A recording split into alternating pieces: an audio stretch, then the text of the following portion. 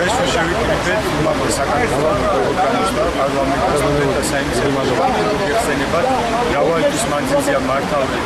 აქცია სტუდენტების უფლებების დასაცავად. დღეს უკვე დადგა ის დრო, რომ ჩვენ უნდა ამოვიღოთ ჩვენი დევნილებისა და ვეტერანების დასაცავად,